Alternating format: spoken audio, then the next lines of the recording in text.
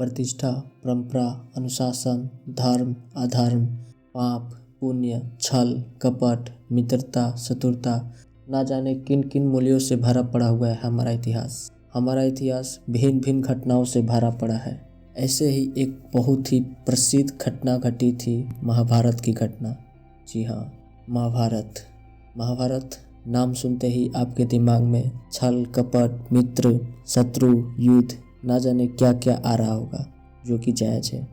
महाभारत एक ऐसी घटना है जो हमारे इतिहास को केवल गौरवशाली ही नहीं बनाती है, बल्कि अपने भविष्य को सुधारने का मार्गदर्शन भी करती है। महाभारत की घटना मानव समाज के लिए नींव की तरह काम करती है, जिसके माध्यम से हमें आदर्श, ज्ञान, धर्म, संस्कार, आदर इत्यादि इत्यादि का भाव हमें ज्ञात होता है। महाभारत का नाम सुनते ही हमारे जहन में उसके किरदार, उसके पात्रों का छवि दौड़ने लगती है। वो घटनाएं हमारे दिमाग में आने लगती हैं और महाभारत के पात्र हमें चिक चिक कर अपना किरदार समझाने लगते हैं। महाभारत में वैसा ही एक किरदार है जो हम सबका प्रिय है। जी हाँ, मैं बात कर रहा हूँ कर्ण की। कर्ण एक ऐसा किरदार जो हम सभी के दिलो दिमाग में बसा हुआ है, और उस किरदार को व्यक्त करने के लिए हमारे पास एक बहुत ही अति सुंदर दिव्य पुस्तक है, रश्मिरथी।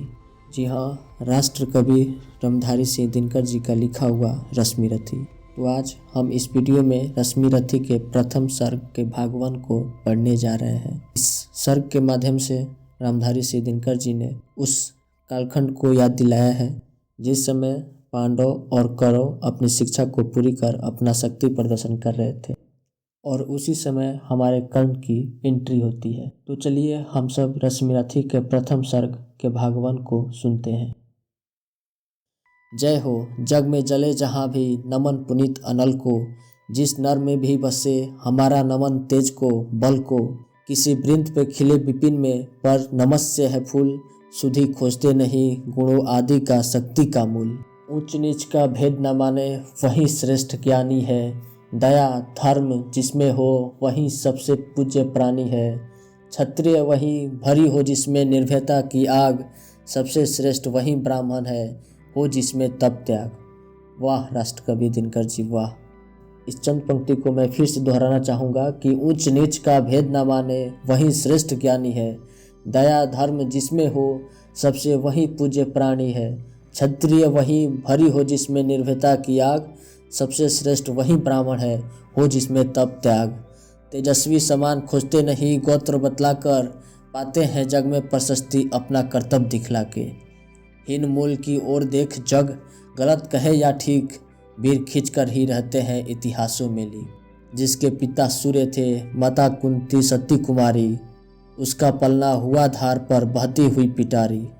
सूत वंश में पला चखा बिना जननी का क्षीर, निकला कर्ण सभी युगों में तब भी अद्भुत वीर।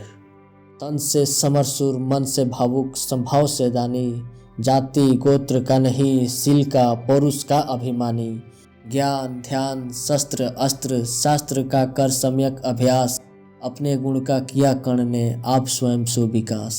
अलग नगर के कोलाहल से अलग पूरी पूर्वजन से, कठिन साधना में उद्योगी लगा हुआ तनमन से।